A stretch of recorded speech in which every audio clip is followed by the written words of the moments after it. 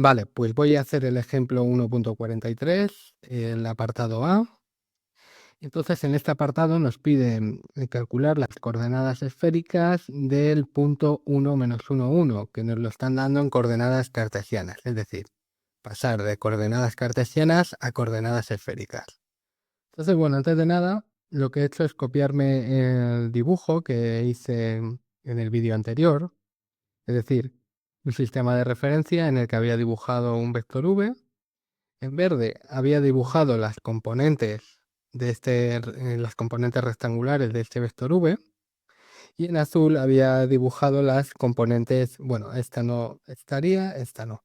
Las que tenéis aquí en azul, pues serían las componentes cilíndricas, ¿vale? Junto con la tercera componente cilíndrica que coincidiría con la tercera componente rectangular del vector v. Entonces, bueno, también vi el vídeo y vi que mezclé un poquito los vectores, la notación vectorial, con las componentes del vector, ya que decía, bueno, pues teníamos un vector v y dije, bueno, pues este vector v tiene componentes rectangulares A o cartesianas A, B y C. Entonces, fijaros que aquí estoy utilizando para las componentes del vector, estoy utilizando vectores, ¿vale? Porque esto representaba vectores. Entonces, se me olvidó poner aquí una i. Esto es a veces el vector i, el vector de la base canónica i. Este sería c veces el vector de la base canónica k. Y este sería b veces el vector j de la base canónica. Entonces, ahora sí, ahora está creo que un poco mejor. Bueno, en este ejercicio nos piden pasar a componentes cilíndricas. Entonces, las componentes cilíndricas se denominan a la primera ρ, que va a ser simplemente la norma del vector v, es decir, la longitud de este vector v. Después vamos a tener al mismo ángulo que contemplábamos en las componentes cilíndricas. Este ángulo θ pues va a coincidir con, es decir, la segunda componente de las componentes esféricas coincide con la segunda de las cilíndricas, ¿vale? Es la misma. Y después vamos a tener aquí otro ángulo, φ, que es el ángulo que forma el vector v con el eje de la z, ¿vale? Este sería φ. Bueno, entonces vamos a ver en este vídeo cómo se pasa de estas de aquí, de las cartesianas, a las esféricas. Entonces, bueno, decíamos que ρ simplemente es la norma del vector v, es decir, vamos a tener a al cuadrado más b al cuadrado más c al cuadrado, ¿vale? Después vamos a tener este ángulo θ, que se calcula de la misma forma que lo calculábamos en el vídeo pasado. Teníamos que había tres situaciones. Por una parte, θ iba a ser la arcotangente, o dejarme apuntarla así mejor, más fácil, la arcotangente de b entre a, de la segunda componente entre la primera, ¿no? Porque, bueno, esto era un triángulo rectángulo, entonces este era el ángulo, y esto es b, este cateto mide b, este cateto mide a, entonces sería la arcotangente de b entre a, pero eso sí, cuando esto es sí, tenemos que tanto a como b son mayores o iguales que 0. Después teníamos, creo recordar, que esto era pi más la tangente, la arcotangente, perdón, de b entre a, si teníamos que a era menor o igual que 0. Y por último teníamos 2pi más la arcotangente de b entre a, si teníamos que a era mayor que 0 y b era menor que 0, ¿vale? Entonces comentábamos esto, ¿no? Que θ era igual a todo esto. Entonces ahora, antes de decir quién es phi, ¿vale? Cómo se calcula phi, vamos a ver un poco por qué esto es así, ¿no? Entonces, bueno, primero vamos a ver que la arcotangente pues es una función impar. Es decir, que tenemos que la tangente a la menos 1 de menos psi es igual a menos la tangente a la menos 1 de i, ¿vale? Entonces vamos a ver esto. Y bueno, pues podríamos empezar desde muy lejos a demostrar esto, pero simplemente daros cuenta que la tangente es impar. Porque bueno, la tangente de x sería como el seno de x partido del coseno de x, donde coseno de x es par y seno de x es impar. Y bueno, eso me implica que la tangente de esta función pues sea impar, ¿vale? Bueno, esto quiere decir, bueno, voy a ponerlo así, ¿vale? Mejor. Esta de aquí es impar y esta es par. Y bueno, decía que podríamos remontarnos muy lejos a análisis de funciones de una variable, porque bueno, habría que demostrar que esto es impar y esto es par, pero bueno, sería el vídeo muy largo, ¿no? Sería el vídeo súper largo. Entonces, bueno, la tangente simplemente vamos a decir que es impar y eso implica que la tangente de x, bueno, de menos x, es igual a la tangente de x. Ahora fijaros que si la tangente de x es igual a y, bueno, pues esto equivale a decir que el arco tangente de y es igual a x. Por supuesto, aquí lo que hemos hecho es restringir el dominio de la tangente de x, ¿vale? Esta función lo hemos restringido. Lo hemos restringido en el intervalo menos pi medios, porque si no tendríamos que esta función no es inyectiva, ¿vale? Si no lo restringimos, no tendríamos una función inyectiva, ¿vale? Y por tanto no podríamos construir la inversa, ¿vale? Entonces, bueno, creo que eso son cosas básicas, ¿no? Entonces, fijaros, si ahora calculamos la arcotangente, bueno, voy a escribirlo así mejor, la tangente de y, bueno, de menos y, pues esto como tenemos que y es igual a la tangente de x, bueno, pues tendríamos que esto es la tangente, la arcotangente de menos la tangente de x.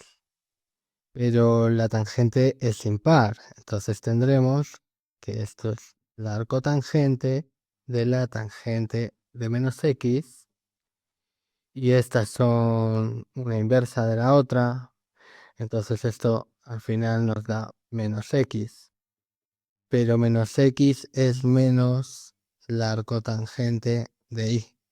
Fijaros que entonces ya está, ¿no? Esta función es impar, ¿vale?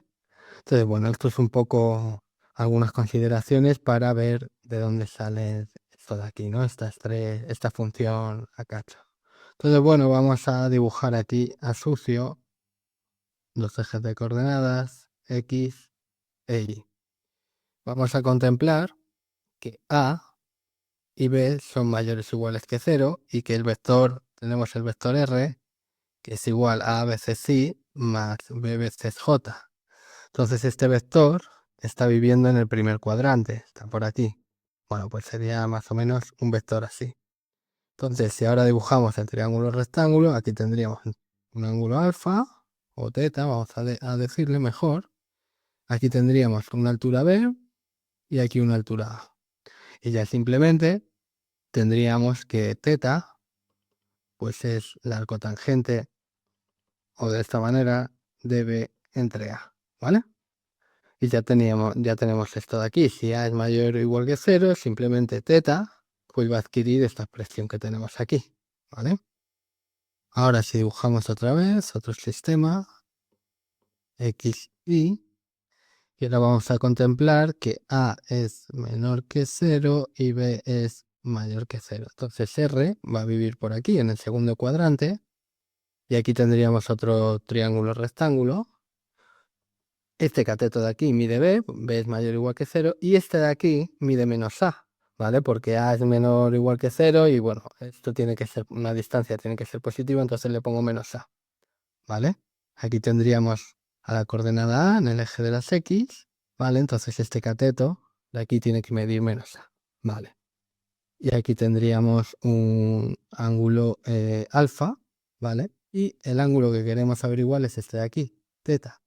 Entonces, teta simplemente sería pi menos alfa, ¿no? Pero alfa sería la arcotangente de b entre menos a, ¿vale? Pero la tangente es una función inversa, entonces esto sale de aquí y esto cambia de signo. Y ya veis que si a es menor que 0 y b es mayor que 0, entonces este ángulo y adquiere esta segunda expresión de aquí, ¿vale? Voy a hacer otro dibujo, X, y ahora vamos a decir que A y B, los dos sean menores o iguales que 0. Entonces R viviría por aquí, aquí tendríamos ahora un triángulo, rectángulo, y aquí tendríamos menos A, sería esta longitud, y esta de aquí sería menos B. Y queremos averiguar todo este ángulo de aquí, que es phi, y fijaros que phi, si a este angulito de aquí le llamamos alfa, entonces sería pi más alfa. Y alfa sería el arco tangente de menos b entre menos a, pero menos entre menos es más, entonces tendríamos b entre a. Y fijaros que otra vez, para a menor que 0 y b menor que 0, también toma esta segunda ecuación de aquí, el ángulo teta. Por tanto, teta, independientemente de que si b es mayor que 0 o b es menor que 0, cuando a es menor que 0, pues teta tiene esta ecuación de aquí, ¿vale? Y por último, x, y, ahora tenemos a r aquí, vamos a contemplar que a sea mayor que 0 y b sea menor que 0, ¿vale? Entonces aquí tendríamos un triángulo rectángulo, aquí un ángulo alfa y este sería el ángulo que queremos averiguar, ¿vale? Entonces, este cateto de aquí sería A, este de aquí sería menos B, y teta pues sería igual a 2pi menos alfa. Si a todo el círculo le resto este ángulo alfa, pues obtengo este angulito de aquí, phi, ¿no? Teta, perdón. Entonces tendríamos 2pi menos alfa, y alfa sería el arco tangente de menos b entre a. Y al ser impar esta función, pues sale este signo fuera y se pasa a más. Y ahora obtenemos la tercera ecuación, cuando a es mayor o igual que 0 y b es menor o igual que 0, ¿no? Entonces, bueno, esto sería un poco la explicación de esta expresión de aquí. También, de una forma muy parecida, como lo hemos hecho, podéis ver que este ángulo teta también lo podemos expresar de esta manera. Con el seno quedaría de esta forma. Sería seno de b entre r, donde r es simplemente el módulo de este vector, de la proyección del vector v en el plano xy. Y esto si tenemos que a y b son mayores o iguales que 0. Después tendríamos que es pi menos el seno de b entre r, si a es menor que 0, y después tendríamos 2pi más el seno de b entre r, si tenemos que a es mayor o igual que 0 y b menor o igual que 0. Y también lo podríamos expresar con el coseno, y tendríamos menos ecuaciones. Tendríamos que este sería el arco coseno de a entre r, si b es mayor o igual que 0, o tendríamos 2pi menos el arco seno de a entre r, si b es menor o igual que 0, ¿vale? Entonces, diferentes formas de expresar este ángulo teta. Entonces, bueno, lo dejo todas aquí. Ahora, para este ángulo phi, que es la última componente que nos falta, pues tendríamos lo siguiente. Fijaros que este ángulo phi, bueno, pues si yo uno aquí, esto sería un triángulo rectángulo, y aquí tenemos C y aquí tenemos Rho, ¿vale? Entonces, bueno, pues simplemente esto sería el arco coseno de C entre Rho, ¿vale? Y bueno, en el libro lo que hacen es utilizar la proyección, porque fijaros que al final este C no es otra cosa que la proyección de V en el eje de las Z. Entonces sería como el coseno, el arco coseno del vector V por el vector K, el vector unitario K, que vive en el eje de las Z, partido de la norma de V. pero la norma de v es ρ, ¿vale? Entonces, bueno, lo expresan así en el libro. No sé muy bien por qué, pero lo expresan de esta manera, ¿vale? Así que lo pongo aquí. Bueno, pues de esta manera, si nos dan A, B y C, pues podemos calcular ρ, teta y phi. Así que nada, vamos a calcular cosas. Entonces, ρ, ¿quién sería? Pues simplemente la norma del vector v. Tenemos que, bueno, aquí ahora el vector v es, vamos a decir que tiene las componentes que son estas coordenadas, este punto. Entonces sería 1 menos 1, 1. Entonces tendríamos, vamos a poner por aquí el punto 1 menos 1, 1.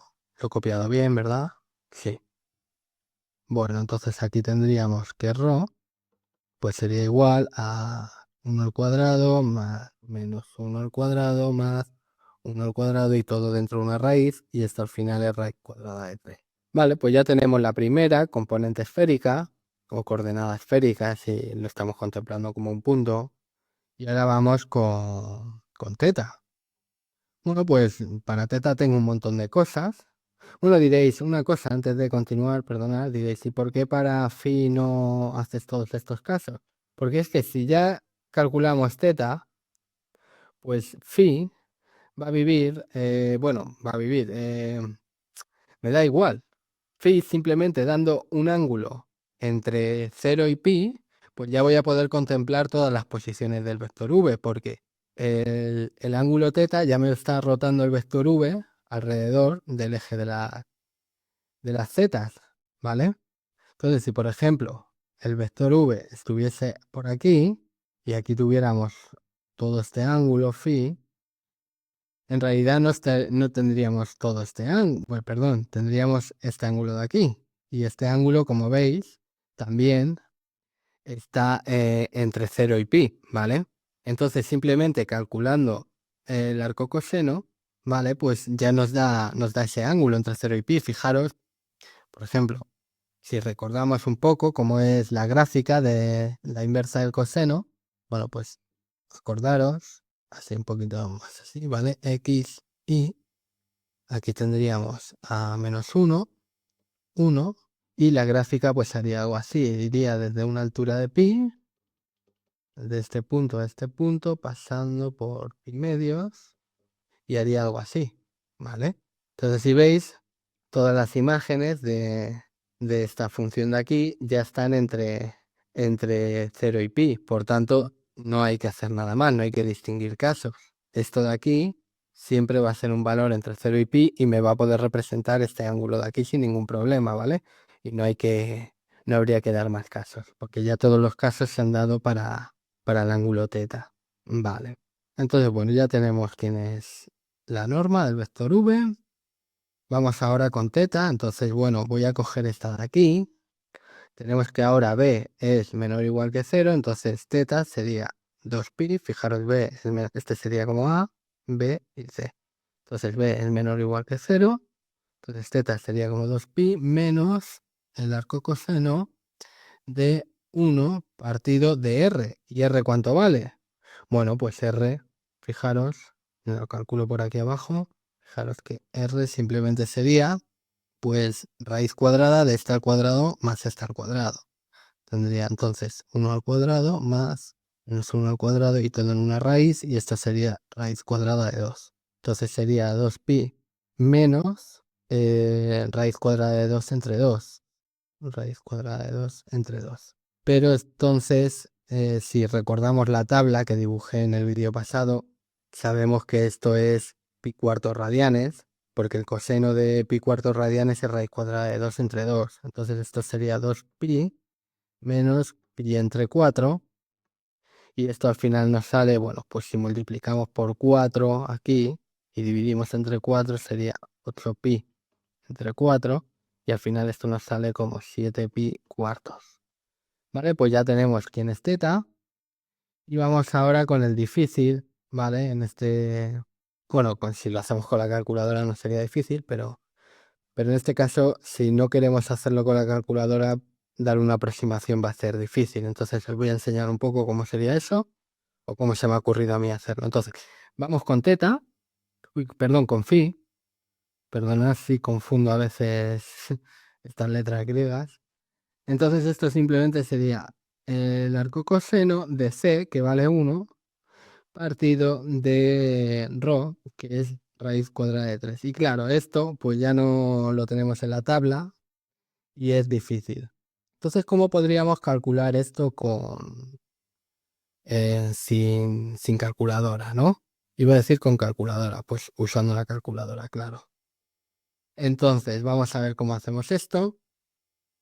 Pues lo que yo dije, bueno, pues puedo aproximarlo a través de la serie de Taylor, del arco coseno. Tenemos que por la serie de Taylor, el arco coseno, o bueno, lo voy a apuntar así todo en un rato, de x, pues sería como pi medios menos x menos pi al cubo entre 3 por 1/2 menos x a la quinta entre 5 por 1 partido de 2 por 4 menos x a la séptima entre 7 por 1 partido de 2 por 3, no, 2 por 4 por 6. Y bueno, más o menos ya se distingue el patrón, ¿no? Y esto hasta el infinito. Entonces, bueno, ya podría meter aquí 1 partido de raíz cuadrada de 3 y evaluar, por ejemplo, hasta aquí, quitarme todo esto, porque fijaros que cada vez estamos dividiendo un número que es más pequeño que 1, porque raíz cuadrada de 3 es mayor que 1, lo estamos elevando a la quinta, por tanto se hace muy pequeño, y después lo estamos dividiendo por cantidades que cada vez son mayores y además crecen muy rápidamente. Por tanto, si yo corto aquí toda esta expresión, pues tengo una aproximación bastante buena, simplemente calculando estos términos de aquí, ¿vale? Entonces podría hacerlo, pero fijaros que siempre voy a tener la raíz cuadrada de 3 ahí. Y quiero hacerlo sin tener que calcular a mano, a lápiz, raíz cuadrada de 3. Pues para esto lo que podemos usar son los polinomios de Chebyshev. Entonces, bueno, como veis, me he montado aquí una grande para poder hacer esto. Pero bueno, es entretenido, yo me entretengo de esta manera. Entonces, bueno, se puede demostrar, fijaros, el polinomio de Chebyshev, n, el enésimo polinomio de Chebyshev, sería como el coseno de 2 veces el arco coseno de x, ¿vale? Se define de esta forma. Y se puede demostrar, perdón, de n veces el arco coseno de x. Y se puede demostrar que esto es igual a 2x por el polinomio de Chebyshev n-1 de x menos el polinomio de Chebyshev n-2 de x, donde tenemos que el polinomio de Chebyshev 1 es igual a x y el 0 es igual a 1. Entonces, esto lo hago en un vídeo, demostrar esto ya lo hice en un vídeo en el que se trabaja con la expresión de tangente, seno y coseno del número pi entre un número entero. Bueno, no quiero, creo que era así, no me acuerdo bien, pero creo que era eso. Entonces, bueno, esto ya está demostrado en un vídeo, ¿vale? Esta igualdad aquí. Entonces lo vamos a usar, porque fijaros, si calculamos ahora el polinomio Chebyshev de grado 2 o el segundo polinomio de Chebyshev, pues sería el coseno, y además lo evaluamos en 1 partido de raíz cuadrada de 3, pues entonces tendríamos el coseno de 2 veces el arco coseno de 1 partido de raíz cuadrada de 3, y esto pues tendría que ser igual a 2 veces 1 partido de raíz cuadrada de 3 por el C1, ¿no? C1 de raíz, perdón, de 1 partido de raíz cuadrada de 3, pero el C1 de x es igual a x, por tanto esto simplemente sería 1 partido de la raíz cuadrada de 3, y aquí tendríamos menos el C0 de 1 partido de raíz cuadrada de 3, pero el C0 es igual a 1 siempre, es una constante, entonces aquí tendríamos menos 1. Y entonces aquí tendríamos 2 tercios menos 1, que es igual a menos 1 tercio. Y si ahora, bueno, entonces tenemos que el coseno, esto de aquí, es igual a menos un tercio, ¿vale? Y si ahora evaluamos esto o tomamos la inversa del coseno, claro, tendríamos que coseno del coseno, bueno, voy a poner de C2 de 1 de raíz cuadrada de 3, pues esto sería simplemente 2 veces el coseno el arcocoseno, perdón, de 1 partido de raíz cuadrada de 3, y esto sería el arcocoseno de menos 1 partido de 3. Vale, y ahora simplemente despejando aquí, pues nos quedaría que esto, el coseno a la menos 1 de 1 partido de raíz cuadrada de 3, sería igual a, bueno, voy a ponerlo así, a 1/2 por el arcocoseno, perdón, de menos 1 partido de 3. Y ahora sí me he conseguido quitar raíz cuadrada de 3, ¿vale? Y ahora si le enchufamos esto al polinomio de Taylor, bueno, esta sería la serie de Taylor, mejor dicho, pues tendríamos que esto sería pi cuartos, fijaros que estoy multiplicando por 1/2, ¿vale? Menos x entre 4, x es menos 1 entre 3, entonces tendría aquí más 1/6, ¿no? Si no me he equivocado. Y si le enchufamos aquí también, entonces tendríamos, esto sería 4 por 6, 12. Entonces tendríamos, a ver, bueno, y sería 12 por 27, déjame cogerlo con la calculadora, a ver, tendríamos 3 elevado a 3 por 3 por 2 y por 2, 324. Entonces aquí tendríamos 1 partido de 324. Y bueno, aquí seguirían sumando cosas, pero ya sería cada vez más pequeño. Por ejemplo, ahora tendríamos 3 elevado a 5 por 2 por 4 por 5 y también por 2. A ver, 3 elevado a 5, 2, 4 por 5 y por 2. 19.000, ahora tendríamos 1 partido de 19.440. Entonces, si veis, cada vez se va haciendo más y más pequeño. Y después tendríamos ya 1 partido entre millones, ¿no? Entonces, bueno, esto va a ser una aproximación, así que vamos a ponerlo así. Y bueno, aquí simplemente tendríamos pi cuartos más, y si hacemos esto, nos sale 55 entre 324, si no me he equivocado. Entonces, bueno, una forma de aproximar el arcocoseno de 1 partido de raíz cuadrada de 3.